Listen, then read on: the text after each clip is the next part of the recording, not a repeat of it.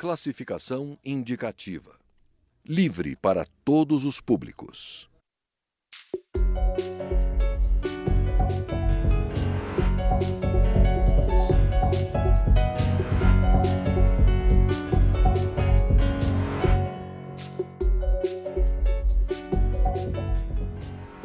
Olá! 38% das escolas avaliadas pelo Exame Nacional do Ensino Médio em 2015 não obtiveram as notas mínimas exigidas pela avaliação. Essa fase é a que mostra um quadro mais crítico da educação brasileira. Além de ter uma evasão alta, próxima de 20%, apenas 20% dos alunos concluem o curso na idade certa. E os exames mostram que parte dos formandos não tem um conhecimento razoável de matemática e língua portuguesa. O governo federal enviou ao Congresso uma medida provisória que busca combater esses sintomas, estendendo a duração da jornada e flexibilizando o currículo. O Câmara Debate vai conversar sobre essa proposta com dois integrantes da comissão parlamentar que discutia a reforma do ensino médio aqui na casa. Os deputados Rogério Marinho, do PSDB do Rio Grande do Norte, e Ságuas Moraes, do PT do Mato Grosso. Deputados, a primeira coisa, a Câmara teve durante 4 anos uma discussão bastante profunda sobre a reforma do ensino médio. E agora o governo resolveu fazer por MP. É a mesma coisa? Faz diferença? Não faz diferença? Deputado Rogério Marinho. Olha, a gente pode discutir a questão da forma, né? De que a medida provisória, ela é um instrumento do governo federal que poderia ter sido aproveitado o trabalho da Câmara, já que a base é o próprio projeto de lei que tramita na casa, e dado celeridade, dada urgência a esse projeto.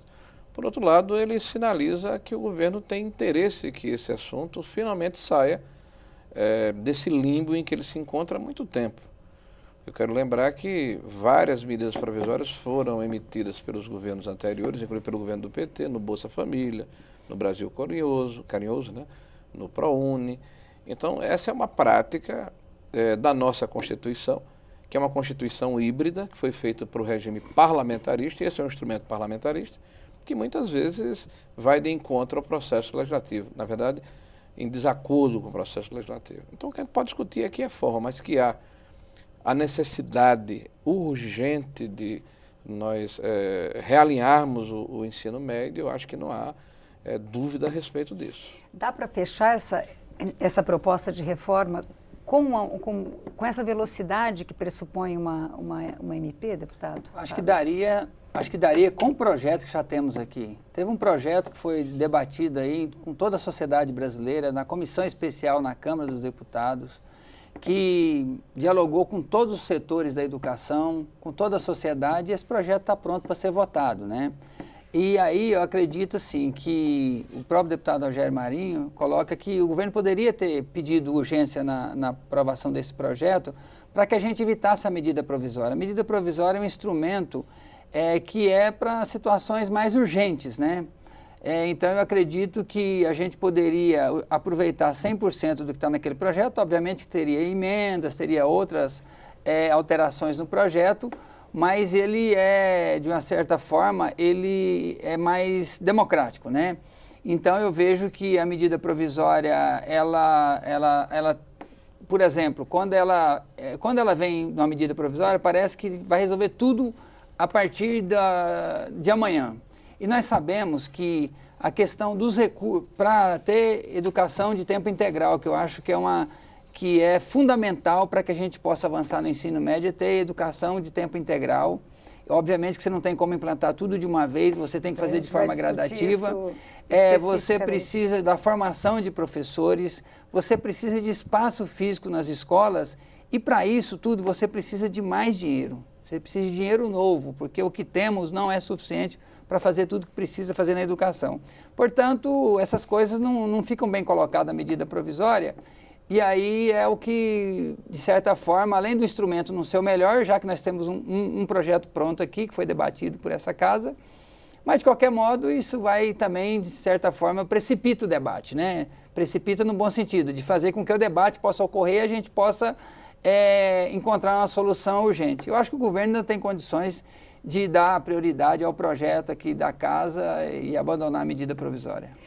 Deputado Rogério Marinho, um dos diagnósticos mais graves sobre os problemas do ensino básico é a evasão escolar. Essa é uma idade crítica, o jovem chega com 14, 15 anos, uma boa parte deles vai trabalhar. Como é que o senhor vê esse problema? Como é que o senhor acha que isso pode ser melhorado? A evasão tem o início no ensino fundamental, nos primeiros ciclos, né? Esse é um problema que se trata desde a alfabetização. Eu tenho dito, essa é uma impressão minha, em função de uma realidade objetiva, de que nós começamos errando na formação dos nossos professores. Os professores alfabetizadores são os professores que fazem o curso de pedagogia. Hoje, nas universidades, de uma maneira geral, isso é consenso entre os reitores. Todos que eu perguntei, eles concordam. É necessário você rever a grade de formação desses professores. Desde a questão de se ter metodologia de ensino com evidência científica, porque o Brasil hoje tem uma hegemonia do construtivismo, né, e nos países em que a educação está nos primeiros lugares de teste de proficiência, isso não existe. Isso é uma jabuticaba brasileira, né? Lá é o fônico, o nosso era o silábico, né? Até a questão doutrinação ideológica na formação dos professores. Um professor sai da universidade, sabe quem é Marx, quem é Engels, quem é Emília Ferreira, quem é Paulo Freire, mas não sabe dar uma aula de alfabetização de maneira adequada. E a culpa não é dele, é como ele foi formado. Então, se a criança, na idade adequada e na série ideal, ela não tem a alfabetização certa, há um gap na educação, há a evasão, há o abandono, há a repetência. E isso vai se acumulando e deságua no ensino médio que nós temos, que é um fracasso e uma catástrofe histórica. A gente demorou demais a tomar uma posição. E aí a crítica que eu faço ao governo do PT. São 13 anos. Né? E nesses 13 anos nós não tivemos uma atitude desta medida provisória, que está sendo hoje criticada, que seria muito bem-vinda, né, para que nós mudássemos o ensino médio, que não interessa a juventude brasileira. A evasão ela é estratosférica. Os índices de proficiência são terríveis. A gente não forma para a universidade, nem tampouco para o mercado de trabalho, sobre a alegação de que essa escola conteudista que se quer implantar ou se quer implementar, é uma escola tecnicista, desculpe, é uma escola que impede que o cidadão pense. Então ele pensa, em compensação não se forma para a vida. E a gente não está tendo a condição de oferecer uma escola atrativa. Eu acho que essa medida provisória vai ao encontro dessa necessidade que o Brasil tem. Deputado Sago, o senhor concorda que essa seria uma causa de evasão? Eu acho assim que essa questão da medida provisória, tem lei que pega e lei que não pega. Essa medida provisória não vai valer de nada se não tiver os recursos, se não tiver todo o aparato para formação de professores e tal. Essa é uma bravata do governo. Fala, olha, saiu o resultado, no outro dia emitiu uma medida, lançou a medida provisória e o governo vai resolver o problema da educação no ensino médio. Não vai resolver. Não vai resolver no curto prazo. Assim como Fernando Henrique não resolveu, o governo do presidente Lula e da Dilma não conseguiu resolver o problema do ensino médio. Nós avançamos de forma importante no ensino fundamental. Só para se ter uma ideia, antes do Fundeb, o Fundeb foi criado no governo Fernando Henrique, que você garantiu recursos para o ensino fundamental. Hoje nós temos praticamente universalizado o ensino fundamental e temos uma evasão mínima no ensino fundamental e na educação infantil menos ainda. A evasão, e aí outra coisa, a educação infantil e o ensino médio passou a receber financiamento a partir do Fundeb, em 2007. Estava previsto que o Fundeb duraria de 97 a 2007, depois estava previsto você criar o Fundeb, já foi criado já no governo do presidente Lula. Mas é o seguinte, se você levar em consideração que até 2007, há bem pouco tempo atrás, você não tinha merenda para o ensino médio, você não tinha um financiamento garantido para o ensino médio e nem para a educação infantil, então nós temos atraso secular na educação brasileira e que não foi nos últimos 13 anos. Aliás, nos últimos 13 anos, o incremento dos recursos para a educação foi substancial, foi 70 bilhões além do que normalmente teria se você considerasse essa medida, essa PEC 241 que o governo está querendo apresentar. Mas, de qualquer modo, a evasão do ensino médio, ela se dá um pouco diante daquilo que você disse. Em primeiro, que o jovem que vai iniciar o ensino médio, ele é adolescente. Todos nós fomos adolescentes um dia, sabemos como que funciona a cabeça do jovem adolescente. E ele tem um outro mundo pela frente. E aí essa escola hoje, ela não dialoga com o aluno do... Eu fui secretário de Estado por 5 anos e nós não conseguimos resolver isso em Mato Grosso também. Nós temos aqui o deputado Danilo Cabral, que é de Pernambuco, e eles conseguiram avançar muito mais que outro estado, assim como o estado do Ceará. Por quê?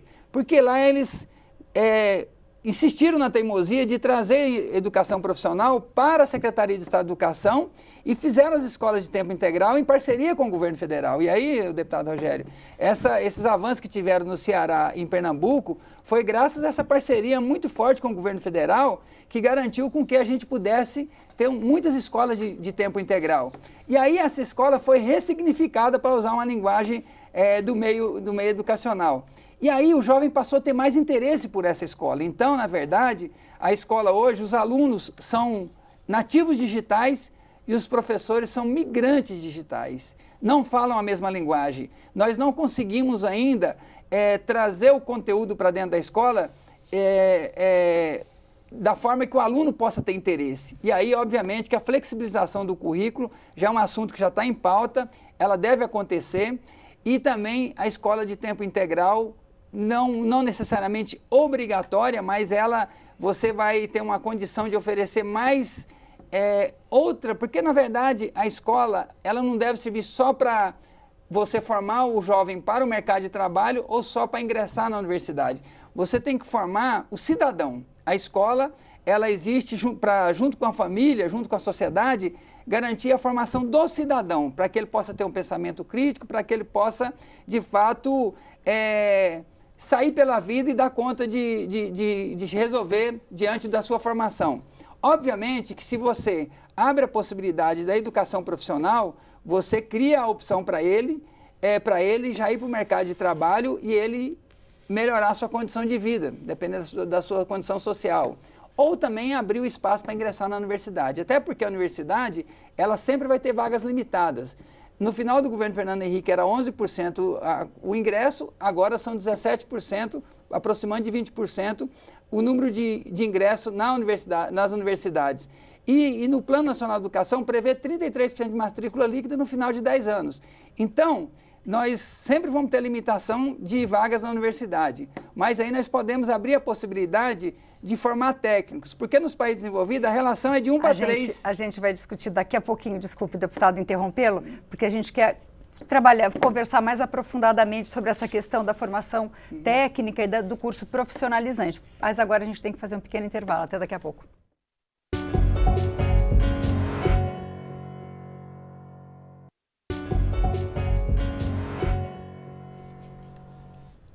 O Câmara Debate está de volta. Hoje nós discutimos a proposta de reforma do ensino médio com os deputados Ságuas Moraes, do PT do Mato Grosso, e Rogério Marinho, do PSDB do Rio Grande do Norte. Eu interrompi o deputado Ságuas porque eu queria que a gente falasse mais detalhadamente dessa proposta de flexibilizar o currículo e permitir uma opção profissional. A gente já teve algumas experiências em alguns estados de profissionalização do ensino médio, no meu tempo, 2º grau. E muitos não deram certo, quer dizer, você acaba meio não sabendo muito nada. Como é que é essa proposta e o que pode garantir que ela dê certo, deputado Rogério Marinho? Olha, Vânia, é importante colocar o seguinte, que primeiro, nesses últimos 10 anos, nós temos uma série histórica de proficiência. Ou seja, o que é a qualidade da educação? O que é que nos interessa? Os estudantes estão aprendendo o que está sendo passado. E aqui está a série histórica de matemática, por exemplo, o Brasil foi 3,69% menor do que em 2005, a gente caiu. Quer dizer, nesse período de 10 anos, a condição de aprendizado dos alunos é menor do que era em 2005. Então esse é o resultado do governo do PT nesses últimos 10 anos. Isso é importante colocar que houve um fracasso na transmissão do conhecimento. Não adianta números superlativos se você não tem qualidade. Quando a gente fala aqui da questão da formação de professores, a gente tem que se lembrar que o PT tem um problema muito sério, é presa das corporações. A grande dificuldade do Partido dos Trabalhadores de fazer as mudanças que o professor Ságuas reconhece, boa parte dos técnicos do PT reconhece, é que não tem como lidar com o CNTE, por exemplo. Ontem eu assisti um debate. É o Conselho Nacional dos Trabalhadores da Educação. A Confederação Nacional dos Trabalhadores da Educação. O representante do CNTE afirmou no debate que vai pedir, votar contra a medida provisória, não vai emendar a medida provisória porque ela é antidemocrática. Quer dizer, a discussão é política, não está preocupado com a mudança do ensino médio. E boa parte do PT hoje é presa dessa corporação. Então, há uma dificuldade muito grande. Avaliação do professor. Se você falar em avaliação do professor, cai um mundo em cima de você. Como é que você trabalha para planejar e para qualificar e para reciclar professor se você não consegue avaliá-los, porque a corporação não deixa? Né? Mérito na sala de aula. Pô, isso aí é neoliberal. Né? Então, você tem uma série de dificuldades que agora eu espero que com o novo governo, com essa nova administração, a gente tem condição de enfrentar. Porque existe muita gente de bom senso do lado do PT. Eu não estou dizendo que não tem, não. Só que eles não têm ou não tiveram a condição de sair dessa armadilha que estão colocados de ser preso da corporação. Então, você formar os professores, e o professor Sagos colocou aqui, deixa eu chamar de professor, Sagos, a questão do recurso, é evidente que vai precisar de mais recursos, mas nós temos um exemplo vitorioso, me permita, ele falou há pouco, Pernambuco, há 8 anos atrás, era o 21º colocado, 21º no IDEB, no ensino médio. Hoje é o 1º colocado. Por quê?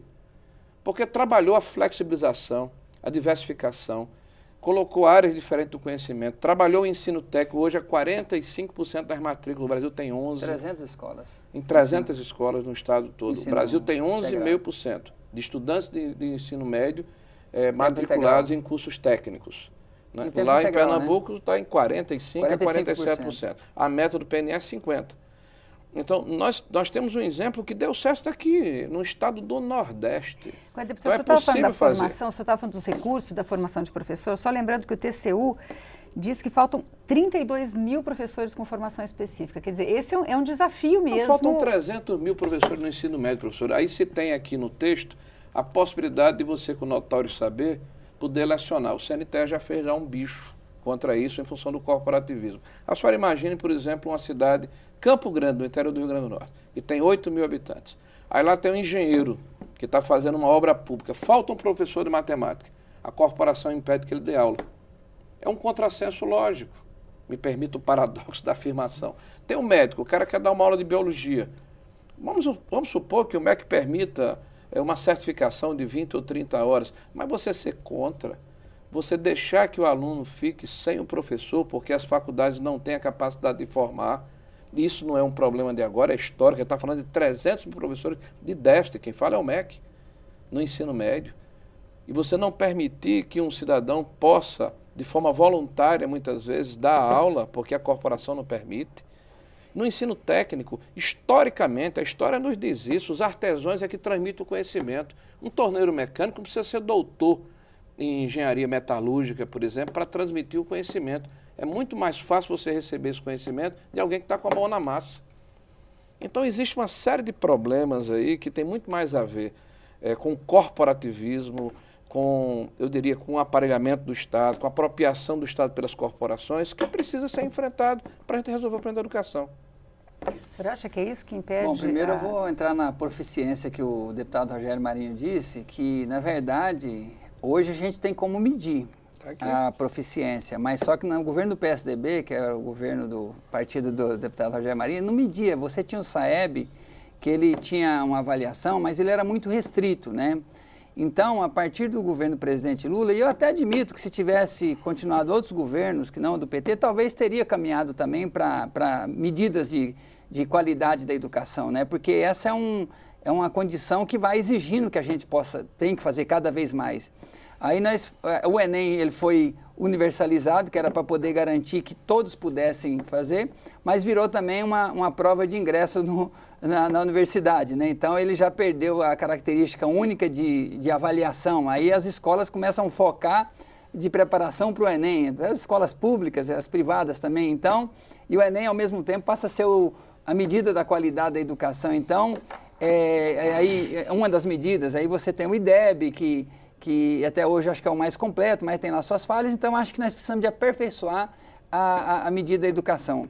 Se a gente levar em consideração o que eu disse, que até 2007 nós não tínhamos financiamento garantido para o ensino médio, é de se esperar que a gente, daqui para frente, que a gente tenha que avançar mais nessa questão do ensino médio e da educação infantil também. Na verdade, a gente vive no Brasil e boa parte do mundo, um apagão em física, matemática, química e biologia. Então, essa é uma situação complicada, que a gente não tem uma solução muito rápida para ela. Quando a gente fala em formação, a gente precisa de fazer formação e trazer para dentro dessa formação os vocacionados a darem aula, né? Porque, na verdade, aí a CNTE, eu quero discordar do deputado Rogério Marinho, eles têm razão, deputado, porque, assim, eu sei que o que você está propondo é uma coisa imediata, mas por que nós não temos esses profissionais? Porque, na verdade, não são valorizados. O engenheiro deixaria de ser engenheiro, o engenheiro vocacionado para professor de matemática ou de física, deixaria de ser engenheiro, ou deixaria de ser físico ou químico, para vir para a sala de aula, se nós tivéssemos uma profissão valorizada, como na Finlândia, como em outros países, então, como na Coreia. Então, quando a CNTE, ela questiona o médico dando aula de biologia, o engenheiro dando aula ali, é exatamente por causa disso. Fala, não, vamos formar professores, mas os professores não vão querer, não vai encontrar pessoas querendo fazer, trabalhar, formar em física e matemática e tal. Não querem porque ele não está disposto, ele pode ser professor de física ou engenheiro. Ele fala, não, vou ser engenheiro porque engenheiro paga melhor. Você entende? Então, muita pessoa faz essa opção. Então, na verdade, eu acho que as corporações não interferem em nada, até porque em cada segmento há corporação, na iniciativa privada tem corporação, em vários segmentos do agronegócio tem corporação. A corporação ela é natural que aconteça em cada segmento social. Isso aí a gente não pode condenar a corporação. No entanto, nesse caso, a gente precisa de valorizar a profissão do profissional da educação, do professor, do magistério, para que mais pessoas possam interessar a ir para o magistério. Porque se a gente for fazer uma avaliação, nós estamos perdendo cada dia mais pessoas que não vêm mais para o magistério e por enquanto nós temos um apagão de física, química, matemática e biologia, e não é um fenômeno só brasileiro, essas áreas, mas é um fenômeno mundial. Mas também nós estamos perdendo professores de outras áreas também que historicamente a gente tem bastante profissional na área. Então, e aí as universidades cada vez com dificuldade de formar mais esse profissional, e aí nós precisamos de fato de trabalhar a valorização profissional para que a gente possa corrigir esse apagão, porque sem professor qualificado a gente não consegue a lugar nenhum. Porque também a questão de você pegar um outro profissional, e aí na área técnica, obrigatoriamente, nós vamos ter que pegar um profissional, na área técnica, vamos pegar um engenheiro agrônomo, vamos pegar um médico para poder, ou um químico, ou alguém para trabalhar a área técnica.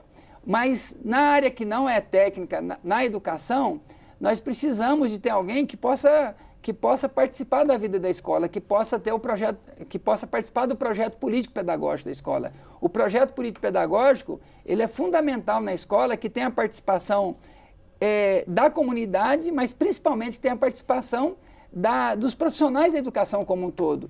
E nós temos escolas isoladas em estados, no Rio Grande do Norte mesmo, em 2007 foi feito uma pesquisa e que mostrou uma escola da periferia de Natal que tinha uma das melhores avaliações do Brasil, estava entre as 10 melhores do Brasil, mas porque lá você tinha um projeto político-pedagógico muito fortalecido, com a equipe exclusivamente da escola e que envolvia muita comunidade. Então, nós estamos dessa escola que tem o envolvimento da comunidade, porque a escola não deve ser só obrigação do Estado, nem só obrigação dos profissionais, mas tem que haver o envolvimento da comunidade para que ela possa dar certo. A gente está terminando o nosso tempo, mas eu queria abordar uma questão. Parece consenso que a escola de ensino de período integral é o que é necessário. Muita gente precisa estudar à noite. A gente não vai aumentar a desigualdade entre os que precisam trabalhar para estudar e os que podem só estudar? O Brasil é desigual. Achar Pode que as ser um momento pessoas da são oportunidade iguais, também, né? Nós temos que ter o respeito às pessoas que optaram por trabalhar para sustentar suas famílias e dar ela a oportunidade de um período educacional que vão fazer com que ela possa crescer futuramente. Eu não tenho dúvida de uma situação que precisa ser colocada aqui com muita tranquilidade, que os índices de avaliação que foram falados, que são importantes para a gente avaliar a qualidade da educação, tem uma série histórica que é de 98 ou 99, se eu não estou enganado. SAEB é de 98. Né? Inicialmente era o SAEB, que é o Sistema de Avaliação do Ensino Básico, depois veio o Prova Brasil, a gente tem o IDEB agora, tem a Provinha, tem o ANA. Agora, quase todos esses instrumentos são suportados por portarias. Eu, por exemplo, tenho um projeto de lei que sistematiza, legaliza para evitar que o diagnóstico seja colocado como moeda política. Porque se você tem um diagnóstico, você tem que ter a consequência na sala de aula. E às vezes você adia o diagnóstico 1 ano, 2 anos, porque pode ser ruim para o governo de ocasião, e você não tem um impacto na sala de aula. A coisa mais importante nessa questão do ensino médio é que a discussão está aflorando. Se você vai preparar o cidadão para o trabalho, para a universidade ou para a vida, vai ser uma opção dele. Você vai dar a oportunidade para que o jovem diga o que é que ele quer da vida dele. Ele quer um curso técnico, ele vai ter a possibilidade. Ele quer um curso de humanas, ele vai ter essa oportunidade. Ele quer um curso na área biomédica, ele vai ter essa oportunidade. E o próprio Enem, que foi desvirtuado, porque era um sistema de avaliação, passou a ser um sistema de escolha para quem vai para a universidade, ele tem que ser diversificado. Você não pode ter mais aquele Enem geral, porque você vai ter pelo menos 5 segmentos distintos para avaliar o cidadão no futuro. Deputado Ságuas, para concluir, e essa questão da desigualdade? Não, na porque verdade... é uma decisão do Estado. O Estado vai criar desigualdade? Na verdade, o ensino noturno ele sempre vai ser prejudicado, né? Porque você não pode impor uma jornada com mais de 4 horas para quem trabalha durante o dia e vai estudar à noite. O ideal seria se a gente pudesse garantir com que todos os jovens pudessem ingressar no ensino médio, permanecer, e a gente, na escola de tempo integral, você criar uma possibilidade de bolsa dentro da área técnica com a iniciativa privada para que esse aluno, de certa forma, em algum momento pudesse ter alguma remuneração, mas em atividade escolar, para que ele não tivesse necessidade de largar a escola ou estudar à noite, porque daqui a pouco a evasão é muito alta no ensino noturno. Ele trabalha durante o dia, chega cansado, com fome, e depende de ser nos grandes centros, ele nem toma banho, vai para a escola do jeito que ele sai do trabalho, cansado, com fome e com sono.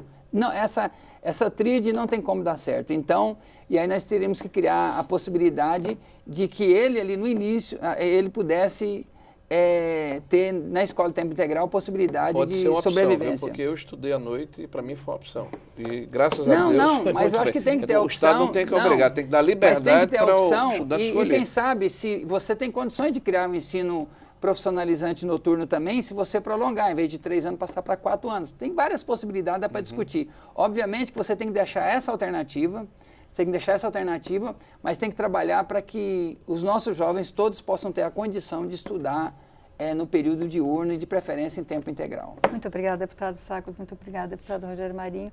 O Câmara Debate termina aqui. Você pode rever este ou outros programas na nossa página câmara.leg.br/Câmara Debate ou ainda no YouTube. Obrigada pela audiência e até a próxima.